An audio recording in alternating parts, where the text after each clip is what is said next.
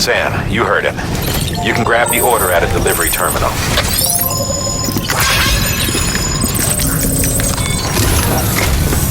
Our ultimate objective in this region is to build a replacement for a way station that was lost to the tar.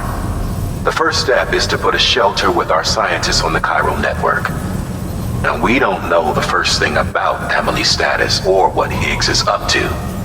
Now, that's a concern for us as much as you. But we won't know more until we get to Edge Knot City. And that means connecting this region first.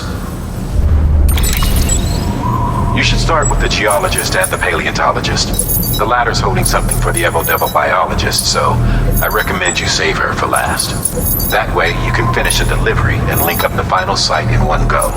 Once all three are on the grid, come back here. Then we can get to work on the replacement for that lost way station.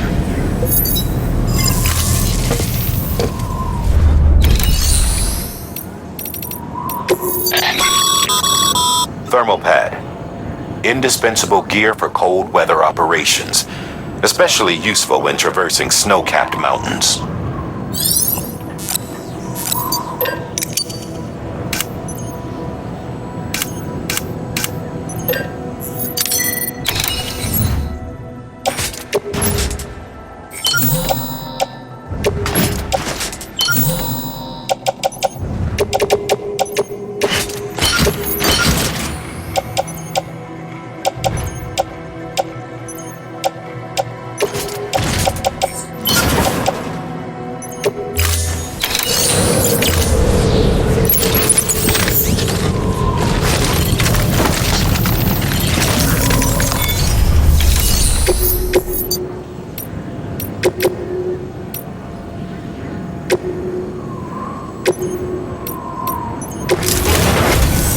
A geologist of ours has been studying fossils as part of his research into prehistoric extinction events. He's been out there conducting excavations for a while now and has begun to suffer the effects of chiral contamination. No doubt the result of excessive exposure to chiralium during the dig. Until the site is properly decontaminated, his work can't proceed. Nor will his health improve. So we need you to bring him some chiralium scrubbing agents. Administering shock. Stand clear.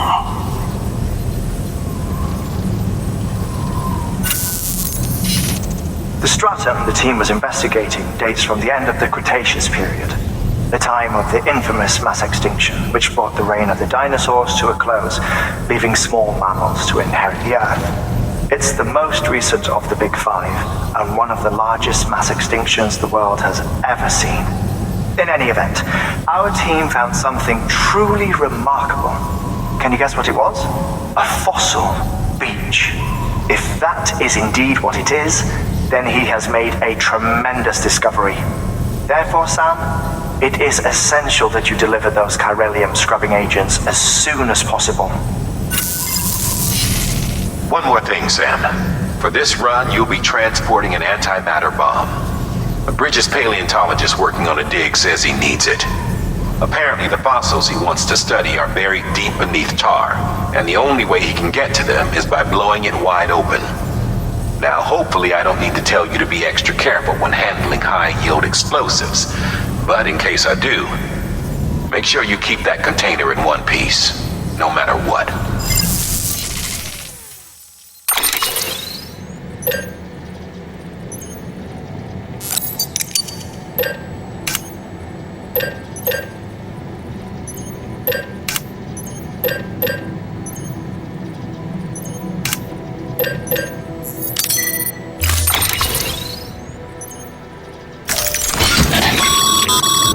Sam, I'm sure you haven't forgotten, but you need to be extremely careful with that antimatter bomb, especially when transporting it by a carrier or vehicle. Any irregularities should trigger an alarm. Don't ignore it.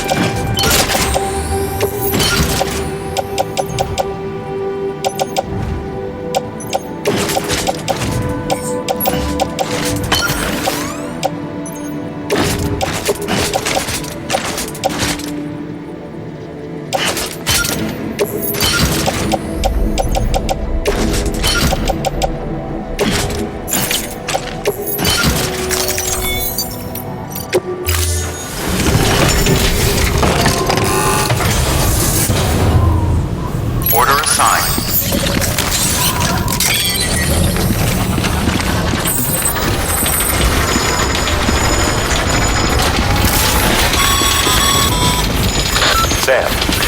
So, Hartman told you all about the lake. How the attack that created it changed his life forever?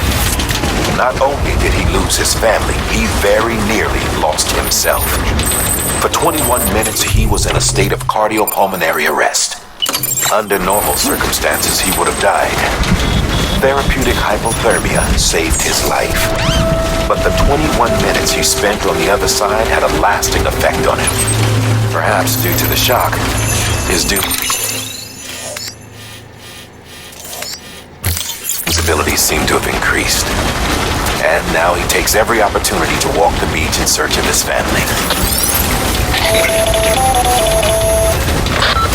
My apologies, Sam. You came all this way to visit me, yet I neglected to give you a proper farewell. Do be careful out there. As I mentioned before, this region is rich in memories of death and extinction. It should come as no surprise that BTs are sighted here more frequently. Perhaps you recall the models in my lab? Their designs were all based on eyewitness accounts. Though I suppose they must have struck you as strange, considering the many times you've come face to face with a real McCoy.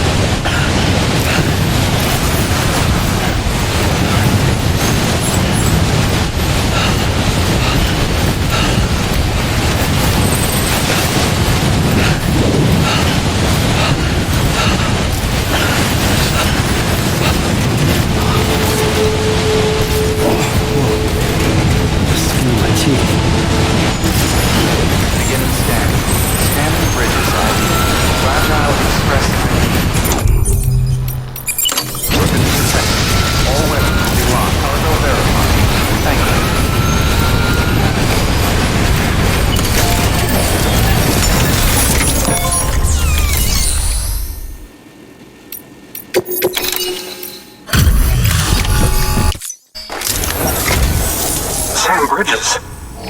Oh, thank God for that. I was worried you might not get here in time. But then I've done nothing but worry of late. I've been haunted by those visions you doom sufferers see. That end of days stuff. I put the nightmares down to fatigue. The possibility of chiral contamination never even occurred to me. It's just lucky we caught it before the suicidal stage. Dying's not an option. My research is nowhere near complete. It's not just my life you're saving here. It's my life's work. I started to wonder if I'd ever see these meds. I guess you really are good at what you do, huh? Thank you.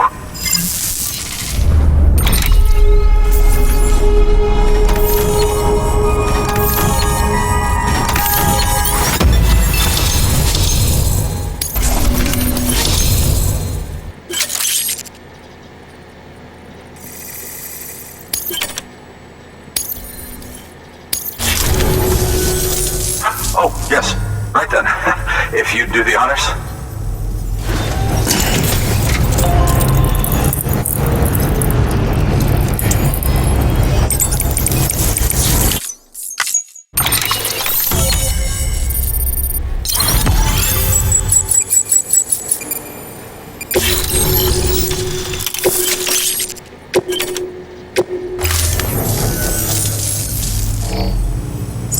And just like that, I'm part of the UCA, with access to a treasure trove of historical research materials. Studying this fossil beach should be a good deal easier now, assuming I can prove once and for all that that's what it is. Honestly, though, I'm just excited I can finally share these findings with everyone. Can you believe I found chiral deposits in strata dating back 65.5 million years? Evidence of an ancient Death Stranding. Chiral matter has existed on Earth since long before the dawn of man. This stratum is proof of that. Look at this, Sam. Do you see that black fissure there? We believe this is the source of the chiralium readings. In the distant past, earthquakes cause frictional melting along fault lines, producing layers of what is known as pseudotachylite. We call these layers fossil earthquakes. Extending the principle, our fissure here is what one might term a fossil beach. The presence of chiralium in this of all strata cannot be a mere coincidence. It strongly suggests that beaches must have appeared during the Cretaceous-Paleogene extinction event. And not just then. The chiral network has recovered data suggesting that similar fossil beaches were discovered in strata corresponding to other extinction events too. That would seem to indicate the Big Five and all other major extinctions were accompanied by the appearance of beaches. In expanding the chiral network, you've helped us glimpse a pattern in these scattered points of data.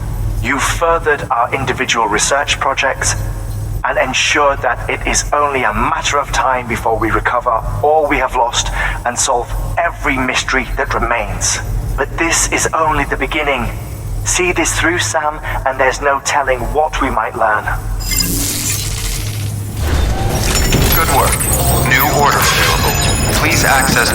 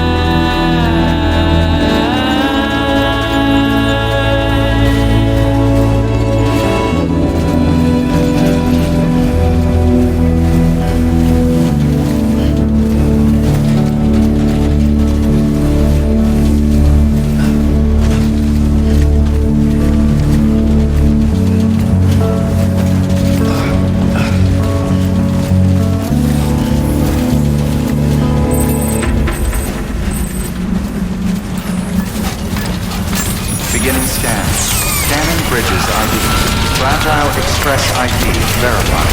Weapons detected. All weapons will be locked until departure. Cargo verified.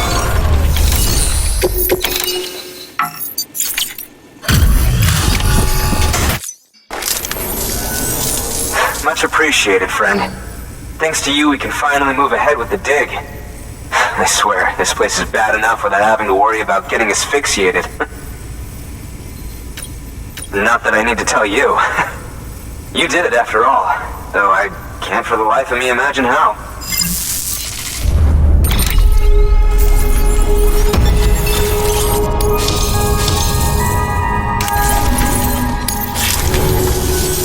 You can set up the chiral network while I work.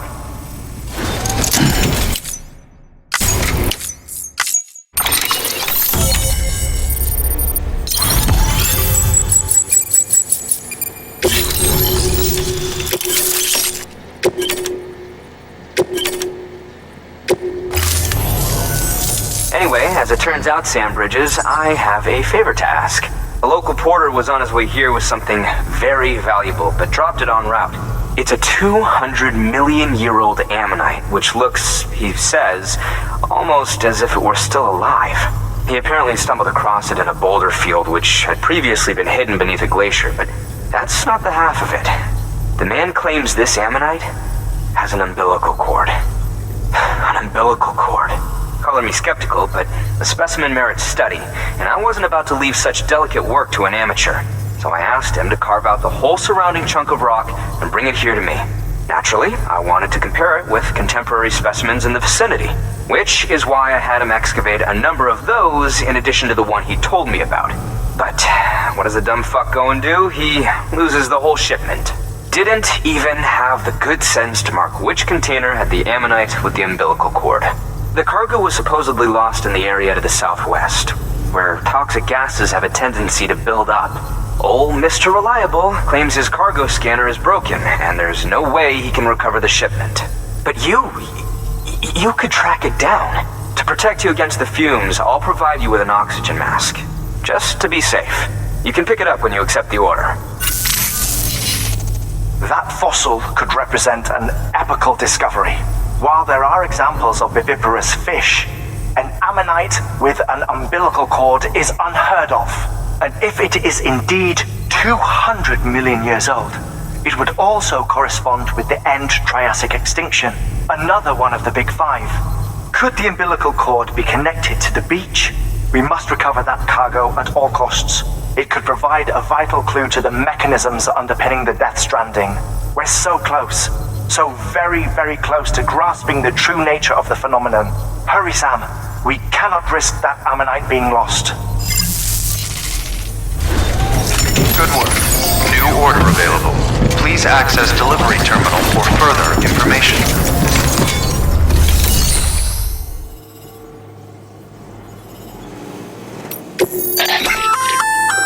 An ox. It'll filter. In addition to protecting you from toxic gas. If it didn't have a limited battery life, I'd tell you to keep it on the whole time. But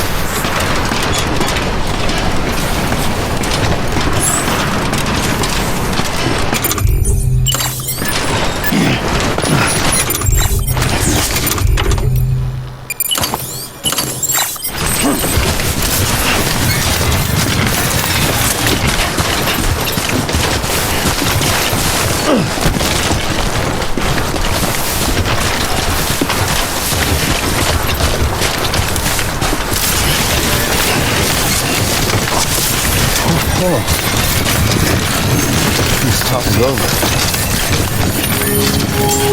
Beginning scan. Scanning bridges ID. Verifying ID. Clear. Weapons detected. All...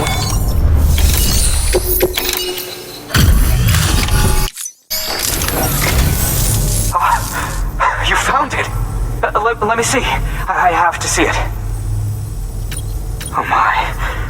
It really is immaculately preserved. Uncannily, even.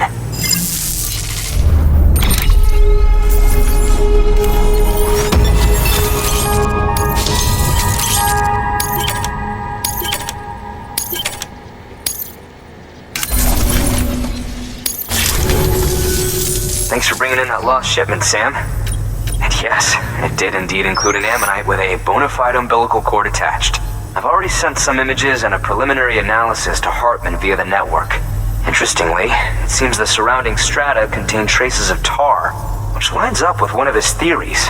Anyway, I know you only just brought this ammonite here, but I'd like you to deliver it to a colleague of mine, an Evo-Devo biologist.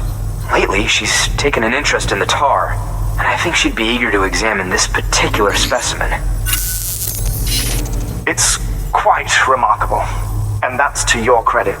To clarify, she has been studying how the tar may have influenced the development of various organisms. Accordingly, I would ask that you also recover the tar collectors deployed near her shelter and deliver them along with the ammonite. It would be too dangerous for her to attempt to retrieve them herself, which is why we must impose upon you. By aiding her research, we may yet inch closer to unraveling the secrets of the Death Stranding.